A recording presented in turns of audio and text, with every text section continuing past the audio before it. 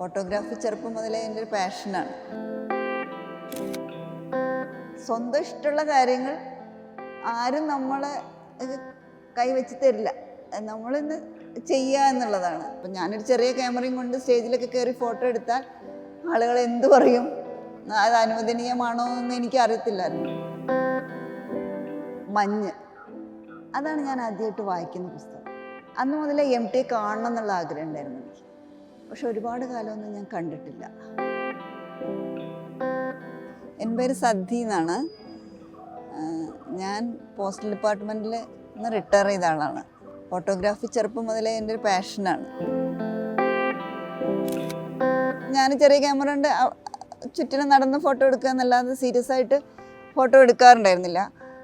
അതിൻ്റെ കാരണം ഒരു പേടിയായിരുന്നു. കാരണം ഞാൻ ഒരു പത്ര ഫോട്ടോഗ്രാഫർ അല്ല, ഒരു പ്രൊഫഷണൽ ഫോട്ടോഗ്രാഫർ അല്ല. അപ്പം ഞാനൊരു ചെറിയ ക്യാമറയും കൊണ്ട് സ്റ്റേജിലൊക്കെ കയറി ഫോട്ടോ എടുത്താൽ ആളുകൾ എന്തു പറയും, അത് അനുവദനീയമാണോ എന്ന് എനിക്ക് അറിയത്തില്ലായിരുന്നു.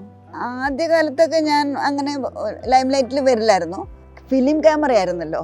അപ്പോൾ അത് ഒരെണ്ണത്തിന് തന്നെ 80 രൂപയൊക്കെ ഉണ്ട്. അപ്പോൾ നമുക്ക് സാമ്പത്തികമായിട്ട് അത് വാഷ് ചെയ്യാനൊക്കെ ഭയങ്കര ബുദ്ധിമുട്ട്. അപ്പോൾ വല്ലപ്പോഴാണ് ഞാനത് എവിടെയെങ്കിലും ടൂർ പോകുമ്പോൾ അല്ലെങ്കിൽ നമ്മൾ ഒഴിവ് സമയത്ത് പൂക്കളോ ചെടികളോ ഒക്കെ എടുത്തതാണ്. അപ്പോൾ അതൊന്നും ആരും ശ്രദ്ധിക്കത്തില്ലായിരുന്നു. അങ്ങനെ ശ്രദ്ധിക്കുന്ന രീതിയിലാണ് ഞാൻ ചിലപ്പോൾ അന്നൊക്കെ വിചാരിച്ചത് എന്നെ ആരും കാണാതെ ഞാനങ്ങനെ ഫോട്ടോ എടുക്കാമെന്നുള്ളതിനെ കുറിച്ചാണ് ചിന്തിച്ചുകൊണ്ടിരുന്നത്.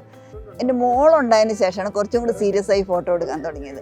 ഒരു യാഷിക്കയുടെ, അതും ഫിലിം ക്യാമറ തന്നെ, 2010 ആണെന്ന് തോന്നുന്നു, ഒരു ഡിജിറ്റൽ ക്യാമറ. അതിന് ശേഷം ഞാൻ ഫോട്ടോ എടുക്കാൻ തുടങ്ങി. ഡിഗ്രിയൊക്കെ കഴിയുമ്പോൾ തന്നെ ജോലി കിട്ടി. ആ സമയത്തൊക്കെ തന്നെ കോഴിക്കോട് വന്നതിന് ശേഷം എനിക്ക് സാംസ്കാരിക പരിപാടികളിൽ പങ്കെടുക്കാനുള്ള അവസരം കിട്ടി. ഞാൻ പരിഷത്ത് പ്രവർത്തകയായിരുന്നു പണ്ട്. അപ്പോൾ എല്ലാ സാംസ്കാരിക പരിപാടിയിലും ഈ സെലിബ്രിറ്റീസ്, ഈ സാഹിത്യകാരന്മാരൊക്കെ വരുമ്പം അത് കാണാനും കേൾക്കാനൊക്കെ പോകും ഞാൻ. അപ്പോൾ എനിക്ക് തോന്നി ഈ പരിപാടിയൊക്കെ നടക്കുമ്പോൾ ഇതൊക്കെ ഡോക്യുമെൻ്റ് ചെയ്ത് വെച്ചാൽ എന്താണ്, എനിക്ക് സ്വന്തമായിട്ടൊരു ഇഷ്ടം തോന്നിയത്. അങ്ങനെയാണ് ഞാനിത് കുറച്ച് വ്യാപകമാക്കിയത്. ഇത്രയും സീരിയസ് ആയിട്ട് ഫോട്ടോഗ്രാഫി ചെയ്യണമെന്ന് തോന്നാനുണ്ടായ കാര്യം, ദേശാഭിമാനിയിലെ സീനിയർ ഫോട്ടോഗ്രാഫറായിരുന്ന പ്രവീണായിരുന്നു. എൻ്റെ ഫ്രണ്ടും എൻ്റെ കൂടപ്പുറപ്പിനെ പോലെയായിരുന്നു. അവൻ ഇപ്പോൾ 1 വർഷം മുന്നേ അവൻ ഇല്ല. ഇപ്പോൾ ക്യാമറയുടെ എന്തെങ്കിലും സാങ്കേതികവിദ്യ ഉണ്ടെങ്കിൽ എനിക്കറിയെങ്കിൽ അത് പ്രവീൺ പഠിപ്പിച്ചതാണ്. കൂടുതലായിട്ടൊന്നും എനിക്കിപ്പോഴും ഇതിൻ്റെ സാങ്കേതികവിദ്യ എന്താണെന്ന് ഇപ്പോഴും ഞാൻ പഠിച്ചിട്ടില്ല. ഞാൻ ക്ലാസ്സിനൊന്നും പോയിട്ടില്ല. ലക്ഷക്കണക്കിന് ഫോട്ടോസ് എടുത്തിട്ടുണ്ട്.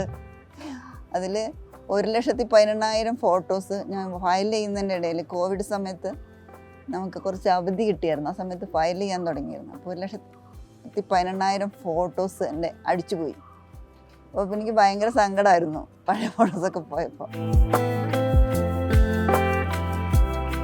മഞ്ഞ്, അതാണ് ഞാൻ ആദ്യമായിട്ട് വായിക്കുന്ന പുസ്തകം. അന്ന് മുതലേ MT കാണണം എന്നുള്ള ആഗ്രഹം ഉണ്ടായിരുന്നു എനിക്ക്. പക്ഷെ ഒരുപാട് കാലമൊന്നും ഞാൻ കണ്ടിട്ടില്ല.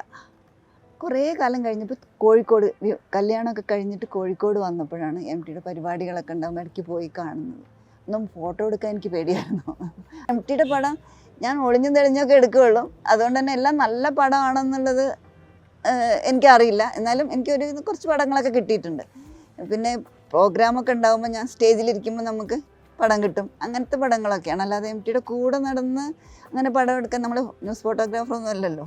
അപ്പോൾ MT എവിടെയെങ്കിലും വരുന്നുണ്ടെങ്കിൽ ഞാനവിടെ പോവും, അറിയുന്നുണ്ടെങ്കിൽ, എന്നിട്ട് ഞാൻ എടുക്കാം. അപ്പോൾ ഇപ്രാവശ്യം മാതൃഭൂമിയിൽ തന്നെ എൻ്റെ ഒരു സദ്യ RBയുടെ MT പടങ്ങൾ എന്ന് പറഞ്ഞിട്ട് 90ാം പിറന്നാൾ, MTയുടെ 90ാം പിറന്നാളിന് കൊടുത്തിട്ടുണ്ടായിരുന്നു. നിക്കൂട്ട് ട്രിവാൻഡ്രത്ത് വന്നിരുന്നു. 2 ദിവസം ക്ലാസ്സോ എന്തുകൊണ്ട് അന്ന് എനിക്കിവിടെ വരണം എന്ന് കരുതി. എനിക്ക് പറ്റിയില്ല. കുഞ്ഞിരാമൻ നായരെ കാണാൻ പോകുന്നു എന്ന് നിക്കൂട്ട് പോകുന്നു എന്ന് പറഞ്ഞപ്പോൾ ഞാൻ കൂടെ പോയി. നിക്കൂട്ടിന് ഭയങ്കര സന്തോഷമായി. ഞാൻ മാത്രമേ ഉണ്ടായിരുന്നുള്ളൂ ഒരു ലേഡി ഫോട്ടോഗ്രാഫർ. അപ്പോൾ ഈ ഇവിടെയുള്ള കലക്ടറുണ്ട്, UV ജോസ് ആയിരുന്നു അന്ന് കലക്ടർ ഉണ്ടായിരുന്നു. പുള്ളിയായിരുന്നു അല്ല.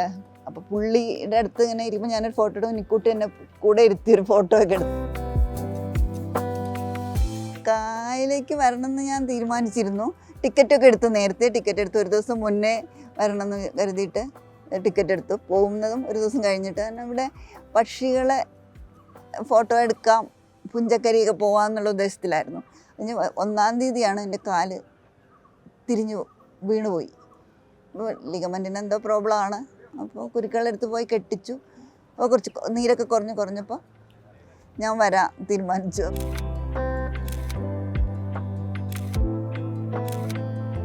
ഹസ്ബൻഡിൻ്റെ പേര് അജയൻ. പുള്ളി ഇൻഷുറൻസിന് റിട്ടയർ ചെയ്താണ്. ഒരു മോള് മേധ സെസ് എന്ന് പറഞ്ഞ സ്ഥാപനത്തിൽ റിസർച്ച് ചെയ്യുകയാണ് ഇക്കണോമിക്സിൽ. അമ്മയുണ്ട്.